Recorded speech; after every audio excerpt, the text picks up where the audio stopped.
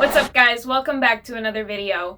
This global pandemic has really been exposing a lot of things about governments, about big pharma. South Africa and India have begged the United States for months and have, a lot of countries signed on to this that they've been asking to manufacture the Pfizer vaccine, the Moderna vaccine. Countries like the US and the UK represent the global elite, the rich who booked millions of doses well in advance. But they haven't shared anything with the world.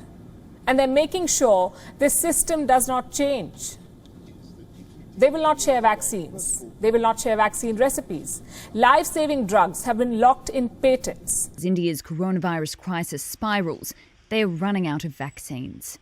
Only about 9% of a population of 1.4 billion have received a vaccine dose since January. This article that came out at the end of last month in The Guardian says the G7 must act to end vaccine apartheid, or everyone in the world will suffer. Dispassionate economists have calculated that the cost to the G7 nations of making vaccines universally available would not only be a minute fraction of the trillions already earmarked for post-COVID economy recovery, but would result in net gains of some $466 billion to G7 economies over the next 4 or 5 years.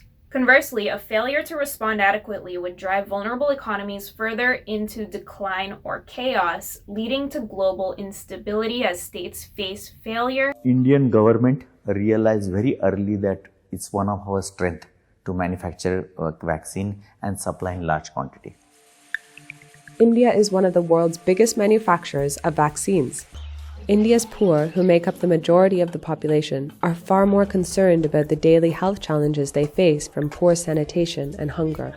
Convincing them that coronavirus is a priority will be hard, despite being among the hardest hit by the economic impact from the virus. In this reporting from ABC, an Indian American is talking about how the situation in India has a global impact. If this pandemic doesn't go away in a country of 1 billion people, then that means COVID-19 is going to be around much longer with more mutations. So it's kind of crazy when you think about it. India is manufacturing vaccines that are helping the rest of the world get past the virus and start opening up their economies, and yay, we could take off the masks, while India is okay, vaccines are great, but we really just need equipment. We need ventilators and oxygen for the people who have COVID-19. We need more doctors in the hospitals to treat people so they're not out spreading the virus more. It's they're in a whole different phase right now. This New York Times reporting from May 3rd said pressure mounts to lift patent protections on coronavirus vaccines. There is the capacity for pharmaceutical companies to produce these life-saving medical tools. It is essential that the wealthy states stop blocking or putting in legal barriers. According to the United Nations, 3/4 of all COVID-19 vaccines have been secured by just 10 countries, all of them wealthy. 130 countries, that's about 2.5 billion people, have not received a single dose. So finally, Cinco de Mayo, something's finally happened. President Biden says he will support lifting patent protections to help produce more vaccines globally. The U.S. has been a major holdout at the World Trade Organization over this proposal, but President Biden came under so much pressure to support the proposal, including from many congressional Democrats. So Katherine Tai, the U.S. trade representative, announced today that the U.S. would participate in negotiations at the WTO over the matter, adding, those negotiations will take time given the consensus-based nature of the institution and the complexity of the issues involved. The U.S. does not particularly like the World Trade Organization, okay?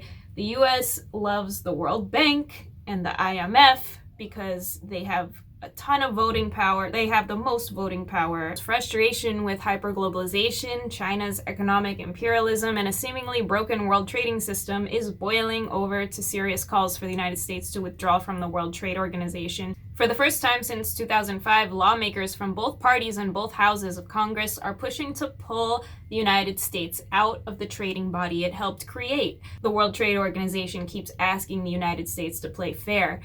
Even this Representative Peter DeFazio, the Oregon Democrat, says the WTO has been a disaster for the United States. Another senator, Missouri Republican, Senator Josh Hawley, says no trade regime can last when it no longer serves the people of the countries who are part of it.